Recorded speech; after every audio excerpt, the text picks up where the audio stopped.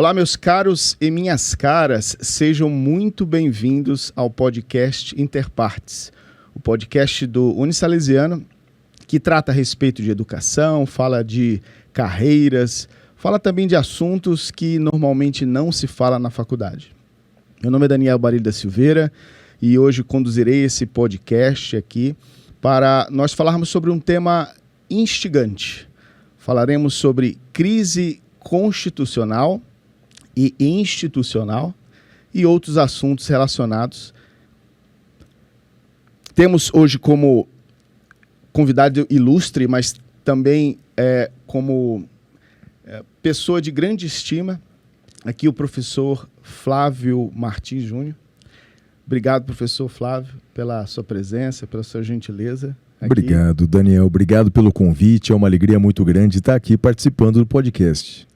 E também recebemos aqui o professor Arthur Bezerra Júnior, professor que já há algum tempo também acompanha temas ligados a este assunto, professor de Direito Constitucional, pós-doutor em Direito, e que eu também tenho muita honra. Obrigado, professor Arthur, por estar conosco aqui. Daniel, muito obrigado pela oportunidade de estar com você, estar com o professor Flávio.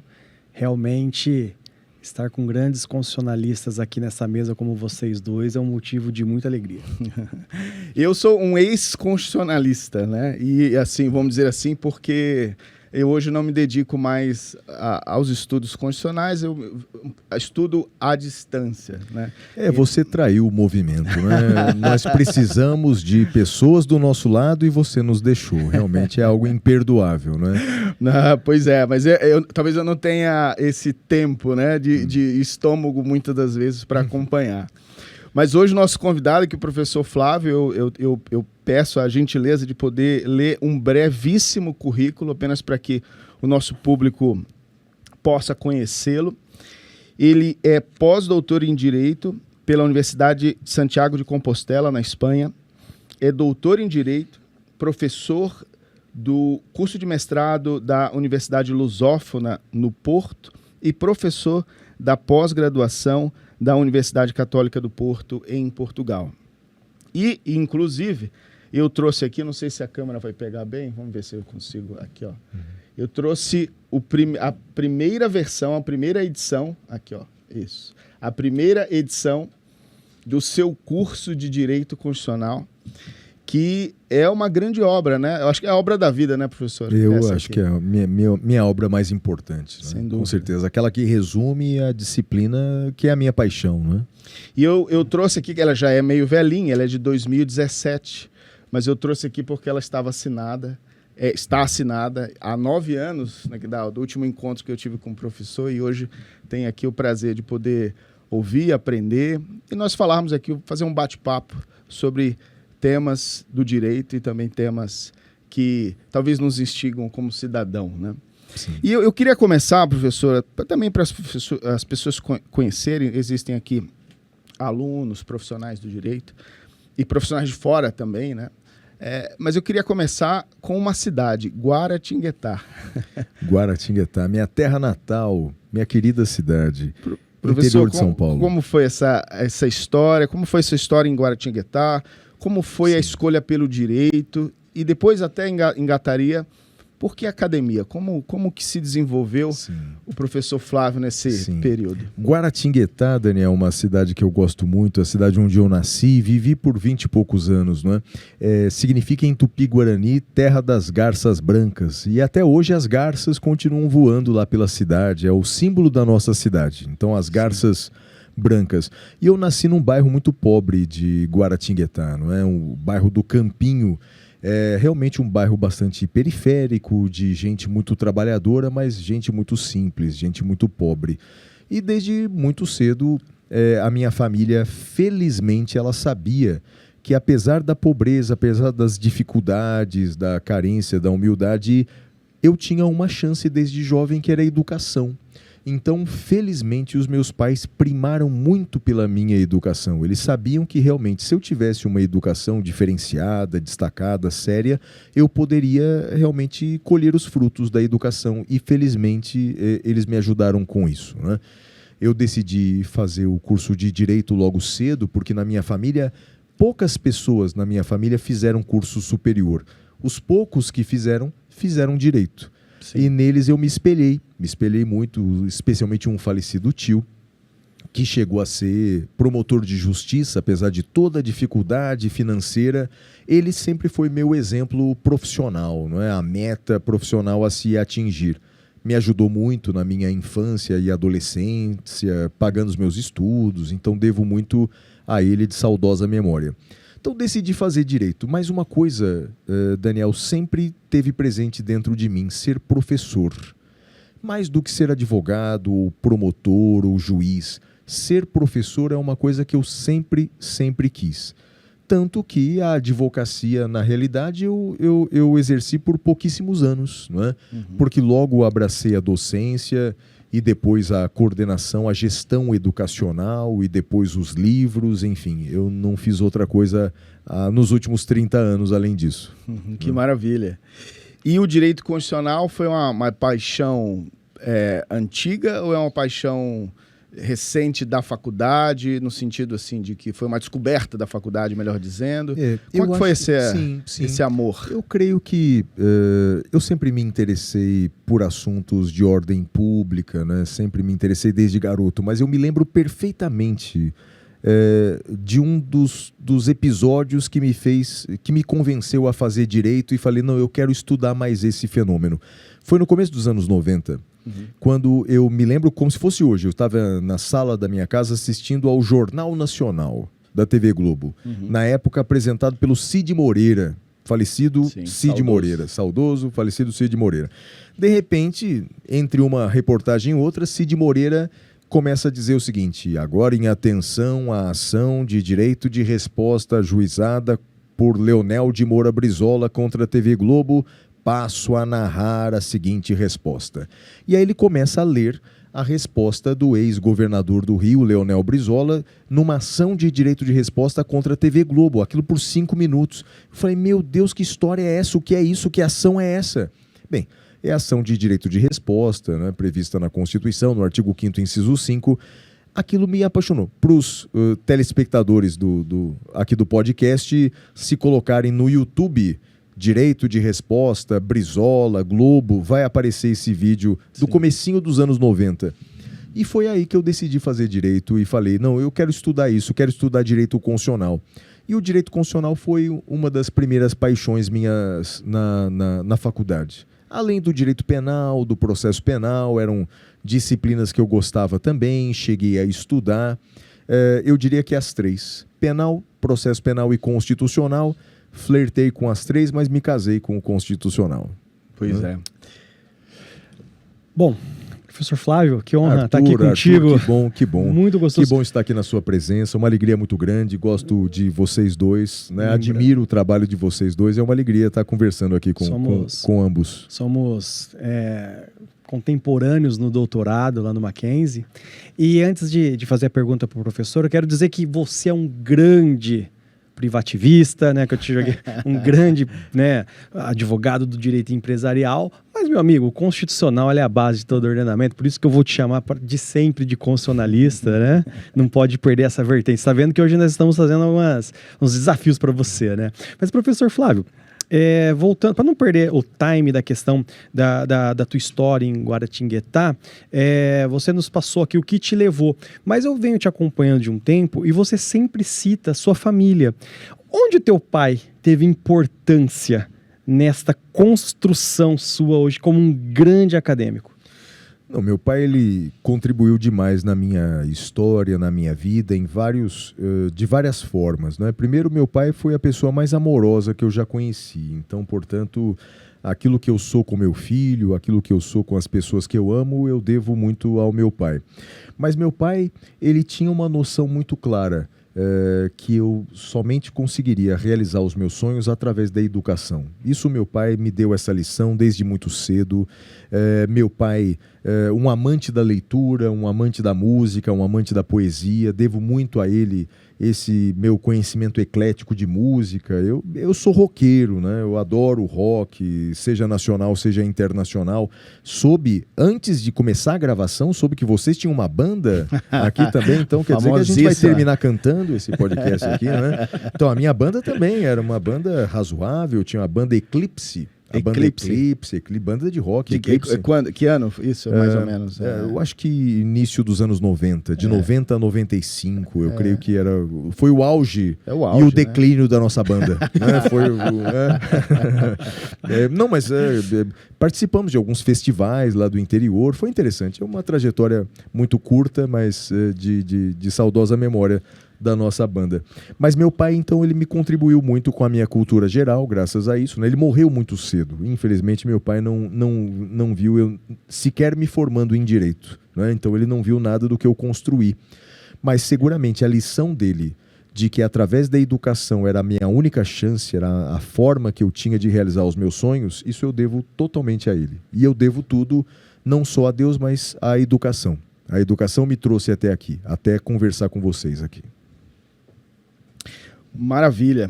Professor Flávio, nós vamos explorar um pouquinho do seu saber, né? Seu saber jurídico, né? Ou das minhas dúvidas. Compartilhemos as dúvidas, né? Muito bem. Eu me recordo de aproximadamente uns 5, 6 anos, talvez um pouco mais, havia um grande estudo que se trazia uma ideia de que, a respeito da confiança nas instituições. E uma pesquisa feita com brasileiros e identificaram que as instituições que eles mais confiavam eram o Exército e depois o Judiciário.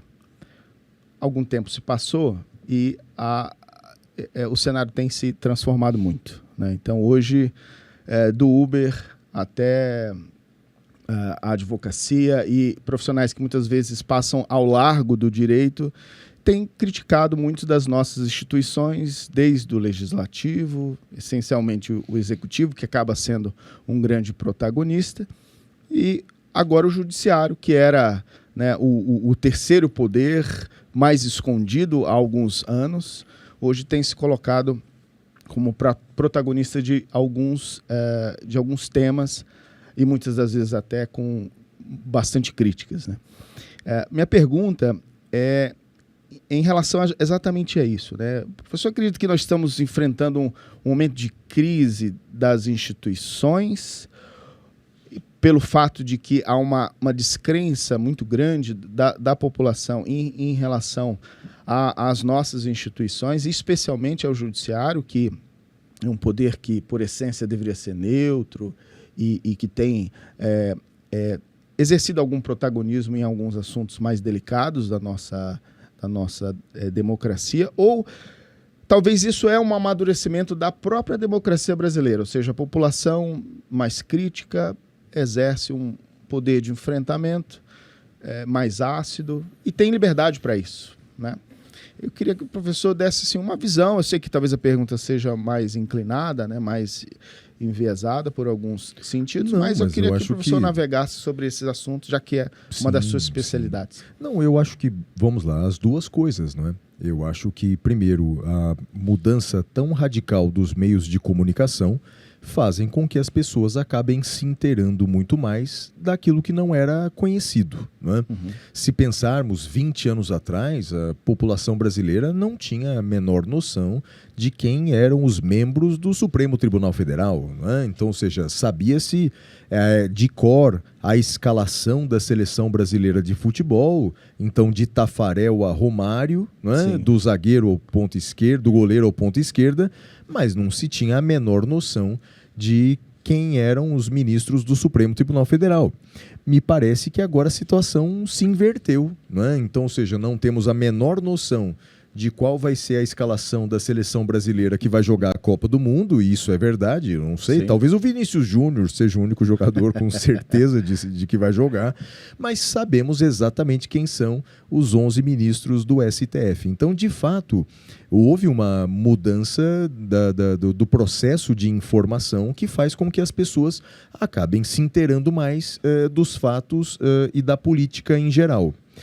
O problema é que a forma através da qual o brasileiro se informa não é talvez a mais adequada, não é? Então, os veículos de imprensa entraram não só no Brasil, mas no mundo, mas especialmente no Brasil, entraram numa crise profunda, né? Uma crise econômica profunda, praticamente os jornais eles estão aí numa situação claudicante, os veículos de imprensa informais acabam surgindo e o brasileiro acaba se informando através desses veículos informais, como WhatsApp e redes sociais, não é? Enfim, não apenas por veículos de comunicação social daquela tradicional. Sim. Mas o fato é que sim, o brasileiro se informa mais, ele acaba tendo mais informações sobre isso e, portanto, ele participa mais.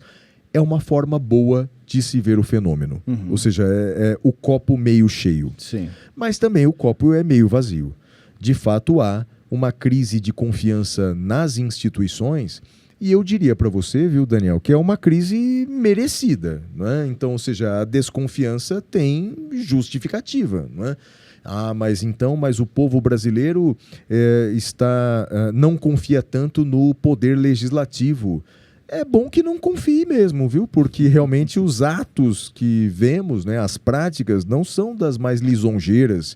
Isso vale de maneira geral para as instituições brasileiras. Então, ou seja, é a soma das duas coisas, não é? Então, sim, existe uma profunda crise de confiança nas instituições de maneira geral e também a forma de comunicar faz com que as pessoas se manifestem de maneira mais ampla, né? De maneira mais plural. Pois é, professor. Eu me recordo de um livro que eu li, é um livro publicado na década de 60, 70, do saudoso professor Aliomar Baleeiro, que se chamava O Supremo, Esse Outro Desconhecido, né? E aí, e justamente ele começa o texto dizendo isso, né? Hoje as pessoas não conhecem os ministros e ele fazia uma espécie de um chamado popular para que se visse a função do Supremo Tribunal Federal, de que ele tinha uma importante função na estrutura nacional, mas de que era quase que um órgão esquecido, como o nome diz, né? E hoje nós discutimos isso no bar, discutimos isso em rodas, né? Sim. O professor tem uma opinião formada a respeito de nomeação, processo de nomeação de ministros? Eu gostaria de ouvir se, eventualmente, o nosso modelo é o modelo ideal, se o professor defende um modelo de reforma. Sim. E assim por diante. Não, excelente pergunta e merece ser discutida e merece ser debatida. Eu, infelizmente, Daniel, vejo, né, pessoas influentes, importantes, dentro mesmo da política, fazendo críticas a ministros do Supremo, e obviamente podem ser criticados, evidentemente, é uma democracia, mas não apresentam uma alternativa. Não apresentam uma alternativa. Vejo outros políticos também influentes defendendo o impeachment de um ou outro ministro do Supremo, o que também é legítimo, o que também faz parte do sistema, mas não apresentam qual a alternativa para a mudança desse processo de nomeação. Então é importante debatermos isso. Bem, o modelo que nós adotamos, copiamos dos Estados Unidos, né, me parece que o modelo se esgotou. Esse modelo se esgotou no Brasil, nos Estados Unidos também esse modelo tem lá os seus problemas, não é? Mas no Brasil realmente esse modelo já está superado, porque infelizmente o que a gente viu, especialmente nos últimos 20 anos, é um processo que o controle feito pelo Senado já não é um controle mais adequado para o nosso telespectador, né, compreender. Hoje, segundo a Constituição, no artigo 101, o presidente indica livremente um nome que, no seu entender, preenche lá os requisitos, mais de 35 anos, notável saber jurídico, reputação ilibada, enfim. é brasileiro nato, então o presidente indica o nome e esse nome tem que ser aprovado pela maioria absoluta do Senado. Infelizmente, o que a gente está vendo é que as nomeações dos presidentes não estão se pautando exatamente por aquela noção de notável saber jurídico. Antigamente, né, a maioria das nomeações, o presidente escolhia um nome que era quase uma unanimidade no mundo jurídico. Ou seja, eram aqueles nomes que, por mais que você concordasse ou discordasse de uma posição, todos diziam, não, mas esse rapaz merece, essa senhora merece, não é? É um grande pilar do direito. As associações indicavam, né? Exatamente. Então havia um certo respaldo das instituições. Né? Havia uma certa participação um pouco mais democrática. Infelizmente, de uns anos para cá, os presidentes acabam indicando nomes que mantenham com eles certos laços de gratidão, né? Certos laços de afinidade. Porque, infelizmente, o Supremo ele manteve dentro dele uma competência penal que julga certas autoridades e hoje, pela jurisprudência, algumas ex-autoridades, né? E acaba o presidente, por uma certa cautela, escolhendo nomes que lhe serão fiéis. Né? Por mais que tenham conhecimento jurídico, notável é um adjetivo muito subjetivo, né? Então se é notável ou não é, mas que tenham um saber jurídico, mas são escolhidos não por esse saber jurídico, mas pela afinidade. Em resumo, respondendo a sua pergunta, eu entendo que o processo precisa mudar urgentemente. Mudar de que maneira? Bem, existem várias alternativas possíveis, existem vários modelos possíveis, eu sei o que não vale a pena ter. Por exemplo, não vale a pena ter eleições diretas como fizeram no México. Corremos o risco do Tiririca ser, com todo respeito ao palhaço, mas ser ministro do Supremo. Ou seja, a eleição direta para esse cargo não me parece a mais adequada. Além de que é um processo eleitoral que existe... um processo eleitoral, de pedir voto. Não é nada recomendável. Não é recomendável. A democracia é sempre válida, mas para esse tipo de cargo, a democracia não pode ser tão aberta assim. Outros veículos democráticos são melhores. Então, eleição não é o melhor modelo. Concurso também não me parece o melhor modelo, em hipótese alguma, porque num concurso a questão não são os candidatos, mas os examinadores. Quem serão? Sim. Os examinadores dos futuros ministros. Então, não me parece adequado também. Então, o que me parece um modelo ideal, e aqui eu coloco no meu livro, né, no meu curso de constitucional como sugestão, um modelo híbrido. Um modelo em que os nomes que são levados até o presidente da República são nomes emanados da sociedade, das instituições, das carreiras jurídicas. Então, por exemplo, que o judiciário possa escolher nacionalmente 10 nomes, que o Ministério Público possa escolher os seus nomes, que a advocacia possa escolher os seus nomes e que essas listas cheguem, aí pode chegar o presidente com a participação do Senado, aí o modelo pode mudar. As instituições podem participar desse modelo, mas que esses nomes partam da sociedade. Me parece que isso é um modelo muito mais democrático, o processo de escolha é muito mais democrático. Mas também defendo outras mudanças, como, por exemplo, o fim do mandato vitalício. Né? Então, ou seja, esse modelo que nós copiamos dos norte-americanos não me parece o modelo mais republicano. Né? Um presidente pode escolher um ministro do Supremo que vai ser ministro do Supremo por 40 anos, né? Por 40 anos, né? Me parece isso exagerado, nós nos submetermos a um governo dos mortos, como diria um ex-presidente norte-americano. Então, o presidente morreu 30 anos atrás e estamos ainda subjugados a uma escolha que ele tomou décadas atrás. Então, me parece que um mandato, a fixação de um mandato de 10 anos, por exemplo, seria adequado. Retirar do Supremo a competência penal. O Supremo hoje em dia é um investigador, comanda inquéritos policiais e processos, não é competência do Supremo Tribunal Federal, né? Sim. Professor, posso fazer uma pergunta? Sim, se eu só dar um dado, claro. Tem um estudo muito interessante, o professor deve conhecer, o estudo da FGV, que diz que 92% das ações que hoje estão no Supremo Tribunal Federal são meramente recursais, que poderiam ser resolvidas por outras instâncias, que na verdade já foram resolvidas muitas das vezes por outras instâncias. Né? Em matéria constitucional, propriamente dita, ela não chega a 5%. É o estudo da FGV, que é o Supremo em Números, e que traz essa realidade. Né? Então, assim, existe um super inchaço E eu concordo também com o professor. Tem só um último adendo aqui, eu já passo a palavra para o professor Arthur. Tem um estudo que eu publiquei em 2018, salvo engano, posso até depois compartilhar com o professor, que foi um metadado, né, de vários outros estudos, mas que atualizou uma pesquisa que fez um estudo sobre as sabatinas no Congresso Nacional, no Senado Federal. Uhum.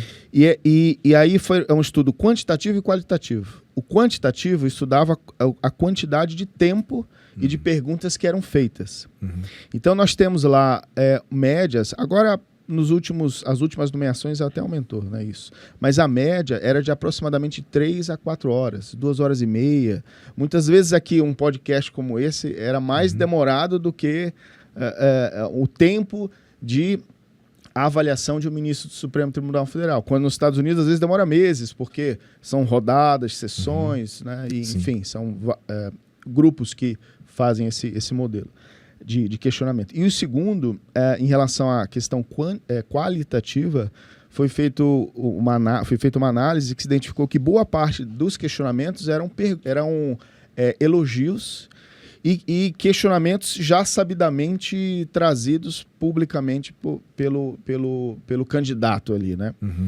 Então, o que demonstra que existe um baixo grau de enfrentamento. Então, mesmo passando por um crivo de avaliação, esse crivo ainda se mostra fraco, né? E na verdade, né, a sabatina que a gente vê exposta na TV Senado é um mise-en-scène, é apenas a ponta do iceberg daquilo que se foi construindo desde a indicação do presidente, não é? Então, na realidade, é um jogo de cartas marcadas, tanto é verdade que todos os nomes indicados pelos presidentes da República no Brasil, todos foram aprovados pelo Senado, exceto Barata Ribeiro, que foi indicado pelo ex-presidente Floriano Peixoto, né, o segundo presidente da nossa República, né, que era um médico. Era um médico e foi rejeitado pelo Senado. Então, na verdade, historicamente, o Senado sempre aprova os nomes. Né? O que acontece, não é, Daniel, e isso vem acontecendo agora, nesse momento em que nós estamos gravando o podcast, né, é que, por exemplo, o presidente Lula indicou 2, 3 meses atrás, Jorge Messias, né? Advogado-geral da União. Esse nome está parado no Senado Federal e, na verdade, os senadores não estão perquirindo aí para saber exatamente qual a formação de Jorge Messias, não estão lendo a tese de doutorado do Jorge Messias para extrair dali notável saber jurídico. Não, na verdade, usam esse tempo, não é, para exigir do Poder Executivo as emendas parlamentares de forma mais célere em tempo de eleição, em ano de eleição. Ou seja, usam esse modelo de nomeação também em seu próprio favor, para obter as vantagens políticas disso. Né? É uma pena. Então o processo precisa ser revisto urgentemente.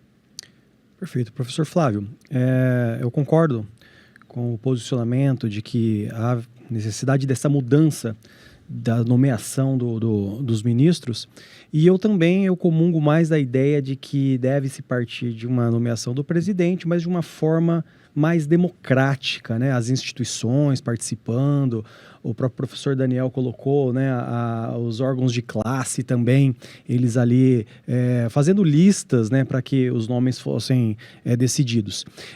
Só que uma coisa que vem me preocupando muito, e nessa senda do que o senhor está falando, e recentemente eu publiquei numa coluna minha no My News sobre isso, até porque a democratização da informação, todo mundo discutindo, é a vinculação da instituição com o nome da pessoa, com a pessoa em si. Sabemos que as instituições, elas são praticadas pelas pessoas, mas hoje a gente vê um problema relacionado a um ministro, mas a corte, na sua totalidade, ela sofre com este problema. Por quê? Porque hoje a população, ela faz essa junção mesmo da pessoa com a instituição. Ok, nessa senda, pensamos e vamos imaginar que consigamos essa alteração constitucional da forma de nomear. Mas de que forma que nós podemos, então, separar essas duas coisas? A pessoa da instituição. Por exemplo, hoje nós temos o impeachment, né, do ministro, que nunca ocorreu no Brasil. Mas será que existem outros tipos de controle, ainda garantindo as questões inerentes à imparcialidade do juízo, né, as garantias constitucionais de imparcialidade, de proteção? Mas existem alguns mecanismos que a gente pode pensar para que, diante de determinadas... Hoje se fala muito do código de conduta, né, o código de ética, né? O senhor teria alguma proposta nesse sentido? Sim, eu acho que é recomendável, antes que se percam os dedos, não é? Que as instituições, e aí vale para o STF, que diminuam um pouco o seu próprio corporativismo. Não é? O Supremo ele tem se mostrado recentemente excessivamente corporativista. Eu vou dar um exemplo que muito me entristeceu e é um exemplo recente envolvendo o STF. Não é? Nesse caso bastante rumoroso dessa investigação envolvendo o Banco Master, sabemos todos daquela polêmica da condução da investigação pelo ministro Dias Toffoli e a dúvida se ele era suspeito ou não. Então acompanhamos isso na imprensa. De repente o STF, os ministros do STF fazem uma nota à imprensa e nessa nota à imprensa os ministros afirmam que o ministro Dias Toffoli deixou a relatoria daquele caso, mas os ministros afirmam naquela nota à imprensa que o ministro Dias Toffoli não era suspeito. E porque não era suspeito, as suas decisões eram todas válidas. Veja, é possível até que ele não seja suspeito. Bem, não me parece, pelas notícias que eu leio nos jornais, não me parece que ele não era suspeito. Mas ainda que fosse a conclusão correta, não é o tipo de conclusão que se chega numa nota à imprensa. Né? Então o STF proferir esse tipo de decisão numa nota à imprensa não me parece o mecanismo processual mais adequado. Mas o que mais me entristeceu é que a gente que conhece o direito constitucional, o professor Daniel nos traiu, ele abandonou aí realmente a ciência, né? Ele tá eu sou um curioso só. Sou um curioso. Mas ele é um grande estudante, um profissional atuante nas holdings, não, no compliance. Mas eu acompanho há muito tempo. Eu acompanho no tempo em que ele estava do lado do bem, em que ele estava do lado dos batalhadores, do lado da força. É verdade, estava do lado correto da força. Então, mas a gente que conhece a lei, a gente sabe exatamente o que o Supremo fez. Não é? A lei de crime de responsabilidade, que é de 1950, ela prevê pouquíssimos crimes de responsabilidade praticados por um ministro do Supremo. A lista de crimes de responsabilidade do presidente da República, a lista é vasta. Mas a lista de crimes de responsabilidade do ministro do Supremo, ela é bem escassa, ela é bem reduzida. E um dos 3 crimes de responsabilidade praticados por um ministro do Supremo é proferir uma decisão num processo em que é suspeito.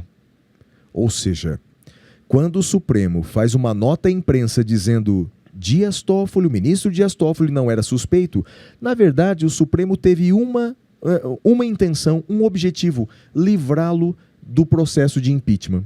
Livrá-lo da responsabilização, né, por um julgamento por crime de responsabilidade. Esse foi o objetivo. Eles não queriam examinar efetivamente se havia ou não havia suspeição, porque se eles quisessem isso, eles fariam isso de forma formal. Sim. Não era o objetivo. O objetivo era livrá-lo de um eventual processo de perda do cargo. Né?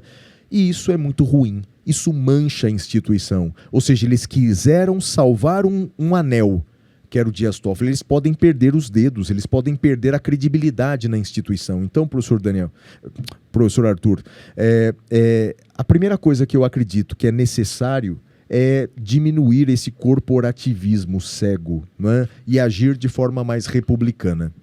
Outra coisa, e eu concordo plenamente com o senhor, com você, é uma legislação. Se as instituições não conseguem encontrar esses mecanismos de autocontenção, que uma lei seja feita exatamente para isso. Então, um código de conduta que aconteça exatamente para isso.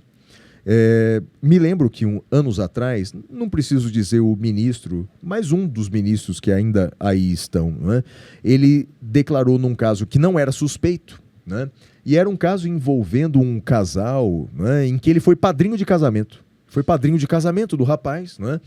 E aí argumentaram, não, mas o senhor é suspeito, o senhor foi padrinho de casamento da parte. E o ministro respondeu, não, mas não sou suspeito, o casal até já se separou. Eu falei, mas eu não sabia que essa era a regra, então se o casal se separou, o apadrinhamento desaparece. Então, enfim, é isso, né? A gente precisa um pouco mais de uma norma legal, né? Que imponha essa necessária contenção aí dos poderes, né? Muito bem. E para a gente fechar esse bloco aqui de perguntas quentes, né? Depois a gente pode falar um pouco de música, a gente pode, né? Vamos fazer isso. Mas eu tenho visto que o professor tem falado muito sobre crise constitucional. Então, assim, várias palestras, o professor tem se dedicado a este assunto, né? Sim. Para um público leigo, assim, o que seria uma crise constitucional? Como é que o professor, como é que ele esclareceria e qual que é a sua visão sobre este assunto? Sim, tem vários aspectos da crise que podem ser vistos de prismas diferentes, né? Mas me parece que o que mais me entristece é a perda de confiança na Constituição. Eu costumo dizer que grande parte da população brasileira, a maior parte da população brasileira, desconhece a Constituição, desconhece completamente a Constituição, e eu entendo que isso é proposital. Esse processo de desconhecimento da Constituição é algo intencional, tem até origem que eu já falo na sequência.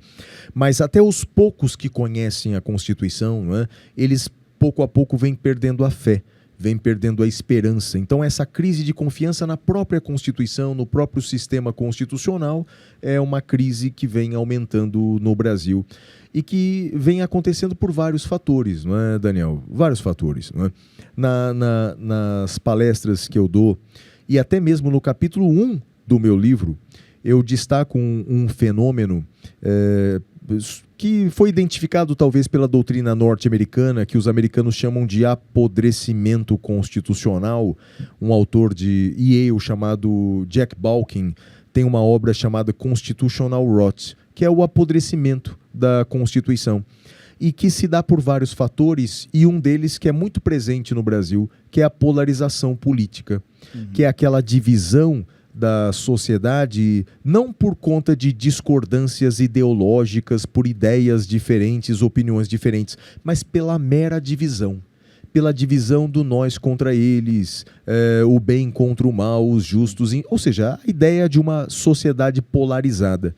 Isso enfraquece tanto a Constituição, acontece nos Estados Unidos. O autor Jack Balkin é norte-americano, ele aborda a sociedade contemporânea norte-americana, mas isso se aplica perfeitamente na sociedade brasileira, não é? Então a polarização política, infelizmente, enfraquece a Constituição, apodrece a Constituição e faz com que essa esperança, crença, fé na Constituição diminua ano após ano. Soma-se a esse fator, o que eu mencionei antes, o total desconhecimento da Constituição. Então, infelizmente, é um modelo de poder. Desde a década de 90, o Estado brasileiro tirou das escolas quaisquer noções de direito constitucional, não repôs nada em seu lugar, e aí a sociedade brasileira, crianças, adolescentes e jovens, desconhecem a Constituição. E um povo que não conhece a sua Constituição é um povo indefeso, é um povo que não tem mecanismos de defesa contra o abuso do poder. Adorei essa frase, né? Um povo que não conhece a Constituição é um povo indefeso, né? É isso excelente, mesmo. Excelente. É isso. Não, excelente nada, é triste. A frase frase pode ser boa, boa. A frase é boa, mas a verdade é triste demais. Meu Deus do céu, porque é o povo brasileiro. Né? É o povo brasileiro. O povo brasileiro de verdade não sabe como se defender. Ele até consegue ver algumas coisas erradas, mas não sabe exatamente como se defender dessas coisas erradas, não é? Então isso é uma pena. Se conhecesse a Constituição, encontraria alternativas mais eficazes, não é? E aí por isso eu defendo firmemente, entendo como um propósito do meu estágio atual da minha carreira é isso, é tentar espalhar essa ideia de que de alguma maneira a gente precisa difundir os conhecimentos de direito constitucional. Nas palestras por onde eu vou, Eu peço para que os estudantes das universidades que criem projetos de extensão e que levem nas escolas noções de direito constitucional e cidadania, não é? Que ajudem crianças e adolescentes a perceberem que a democracia é muito mais do que o voto a cada 4 anos. A democracia é algo que se constrói no dia a dia, não é? Então é uma tentativa que eu tenho feito aí nas minhas palestras, não é? Muito bom, professor. Excelente. Professor fez mestrado, doutorado, pós-doutorado, é professor de universidade, palestrante nacionalmente e até internacionalmente conhecido. Goza de grande respeito no cenário jurídico e fora dele, né? O professor tem uma carreira brilhante, tem um livro que é hoje um dos livros mais utilizados nas faculdades de Direito, que formam vários juristas. É uma alegria. Professor, qual que é o próximo passo? Assim? O que o professor está pensando no futuro? Qual que é o seu desejo? O professor pensa numa carreira política? O professor pensa, ou talvez, de consolidar a carreira acadêmica para ter um pouco mais de tempo para ouvir o bom Beatles, que eu sei que o professor gosta? Rapaz, essa era uma pergunta que a gente devia ter combinado antes, né? Eu devia estar preparado para esse tipo de pergunta, ou sei lá, ia pedir para você não fazer esse tipo de pergunta, mas eu não vou fugir da resposta, né? Eu confesso, Daniel, que 2 anos atrás eu acreditava, né, que o meu futuro seria ficar na minha casa escrevendo bastante, né? Escrevi um livro recentemente, o ano passado, né? Fiquei em casa por meses, né? E escrevi o livro Direito e Religião. É meu livro mais recente, que eu falo sobre a liberdade religiosa, né? Um tema que eu sou apaixonado, né? E acho tão importante se falar, né, dos limites da liberdade religiosa, das relações entre Estado e igreja, enfim. Escrevi um livro sobre isso e achei... Está publicado? Já está publicado. Já terminou a primeira edição, esgotou a primeira edição, infelizmente, 10 mil exemplares. A editora é minha. A editora é minha. Inclusive, tem essa novidade também. O ano passado eu decidi criar uma editora. Criei uma editora. MV Editora. Publiquei 30 O site títulos. é www. www é coisa de velho, né? Então, sim. www. HTTP. www. mveditora.com.br. MV Editora. Pedir para todo mundo que tiver... obrigado. Acessem lá mveditora.com.br. Então, a editora nova, tem um aninho de idade, mas publicamos 30 títulos diferentes. 30? De autores diversos, alguns do Brasil, alguns de Portugal. Em Coimbra, os professores de Coimbra publicaram uma obra pela MV. Foi ótimo. Maravilha. Lançamento lá em Coimbra. Não, foi muito bacana, tá sendo, é um desafio muito bom. Continuo o autor da Saraiva, que eu respeito muito, mas criei minha própria editora para fazer um nicho diferente, oportunizar, né, a publicação de autores, e eu achava que esse seria o meu plano, meu futuro, ficar ali onde eu moro em Campos do Jordão, na beira de um rio, no meio do mato. É verdade isso, é verdade, moro no meio do mato, num lugar muito aprazível, escrevendo com meu cachorrinho Ringo Starr, né? Meu Ringo Starr, meu companheiro. Porque será um eu imaginava que esse seria o meu futuro. Mas daí, Daniel, eu refletindo bastante, isso é tão verdade, que eu comprei para mim um carro elétrico. Comprei um carro 100% elétrico porque eu pensei, não, agora eu vou cuidar da minha vida aqui, vou cuidar das minhas plantas, escrever meus livros, vou circular só pela cidade, tá ótimo. Mas eu comecei a ficar um pouco incomodado com essa minha decisão, sabe? Eu achei uma decisão um tanto quanto egoísta. Falei, puxa vida, conquistei tudo o que eu conquistei pela educação. Eu realizei todos os meus sonhos e outros que eu nem tinha, não é? Você disse, meu livro sendo adotado aí em mais da metade das faculdades do Brasil. Isso é um sonho que eu jamais esperava realizar. Jamais. Eu queria escrever um livro, mas não que ele ficasse tão conhecido e difundido assim. E aí eu comecei a me sentir um pouco egoísta, e aí eu decidi, de fato, trilhar novos planos nesse ano. A minha editora, os meus funcionários da editora ficaram bem tristes com eu perder o protagonista do seu chefe, não é? Ou seja, não estou tão empenhado na editora esse ano, e é só por esse ano que não me empenharei tanto, porque vou me dedicar nesse ano de 2026 num projeto bem diferente, inspirando-me numa pessoa que eu conheci anos atrás e para a qual trabalhei 10 anos, chamada Luiz Flávio Gomes, que é da região, inclusive. Que é da região, né? Estudou aqui, né? Sim. Estudou em Araçatuba. Se formou em Araçatuba, sim. Se formou em Araçatuba. Então, ele foi para mim uma inspiração, porque ele também, no direito, ele construiu aí toda uma carreira exitosa, muito mais do que eu, mas ele depois decidiu utilizar todo esse conhecimento jurídico que ele teve, toda essa experiência, ele decidiu ingressar na vida política propriamente dita, mas infelizmente uma tragédia fez com que ele morresse 2 anos depois de eleito, né? E enfim, eu vou trilhar os mesmos passos. Não sei se com o mesmo êxito, espero não morrer tão cedo também, mas eu espero sim fazer algo maior nessa área.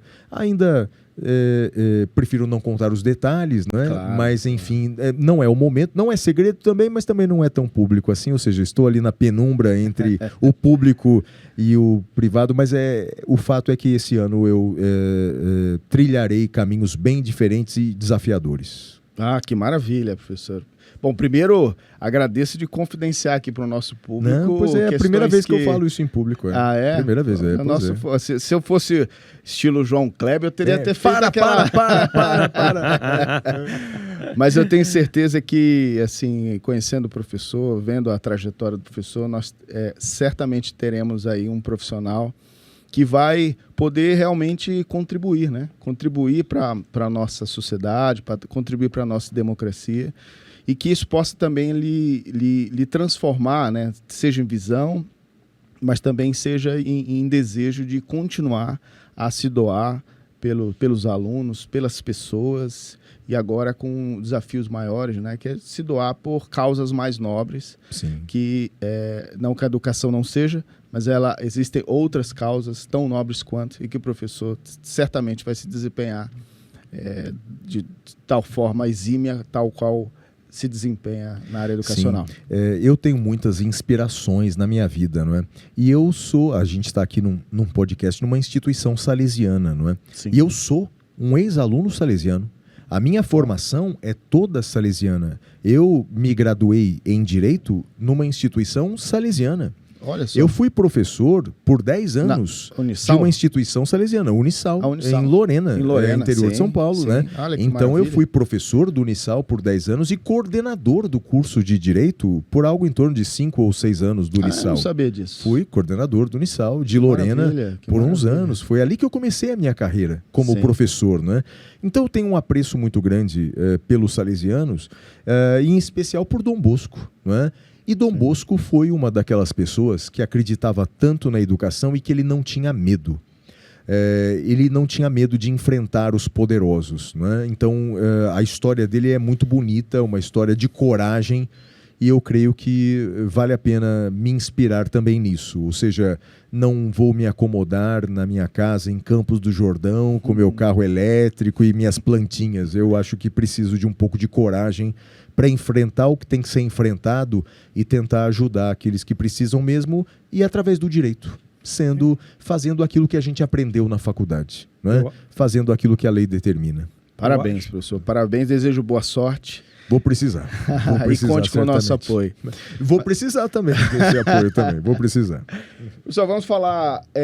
Nós já estamos assim o professor, inclusive, tem uma palestra aqui, né? Nós temos nosso tempo é curto. Mas eu queria falar de onde que as pessoas podem encontrar o seu livro, como que as pessoas podem entrar em contato com o professor.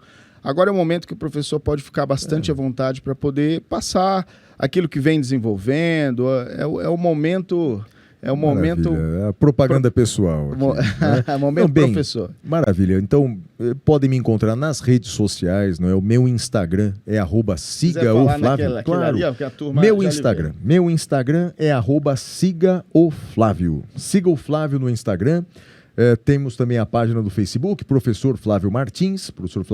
O meu site professorflaviomartins.com.br, professorflaviomartins.com.br, e podem nos encontrar aí na internet de maneira geral. Mas a editora mveditora.com.br, mas lá pelo Instagram a pessoa pode se direcionar para todas essas redes, e aí os meus livros, bem, enfim, nesses sites de venda de livros, né, como o Amazon, Editora do Direito e tantas outras lojas virtuais, você colocar Flávio Martins, vai aparecer aí algumas das minhas obras, sendo que o curso de Direito Constitucional certamente é o meu livro mais importante, o livro, o manual que resume a disciplina que eu tanto amo. Espero que o leitor possa gostar aí da leitura de uma das nossas obras. Muito bem, professor Flávio, quanta honra poder recebê-lo aqui. Eu que agradeço a gentileza, obrigado Daniel, obrigado aqui. Arthur, foi ótimo aqui estar com vocês. Maravilhoso. Pois é, agradecemos e esperamos aqui que o professor possa vir e outras oportunidades, quem sabe até já exercendo outras funções. Pois é, quem sabe, depende de vocês, né? A nossa faculdade está sempre de portas abertas, professor. Obrigado. Agradeço a gentileza. Muito obrigado, Daniel. Eu que agradeço. Obrigado. Agradeço ao professor Arthur também por essa participação, professor aqui sempre parceiro do nosso podcast, e precisamos combinar outras rodadas aqui para a gente falar coisas boas, falar umas bobagens também, né? E a gente não falamos de rock, falamos da próxima vez, né? Não falamos de música, né? É o tema do nosso próximo podcast. Com certeza. Obrigado, Daniel, pelo convite. Meus caros, agradeço mais uma vez de estarem aqui conosco. Sigam-nos nas nossas redes sociais, também no nosso YouTube. Esse podcast vai ser transmitido no YouTube e também no Spotify, só para deixar... que bacana. Então, assistam aos os nossos vídeos, os nossos cortes, o nosso material, sempre com muito conteúdo de qualidade para todos vocês. Obrigado e até o nosso próximo podcast Interpartes.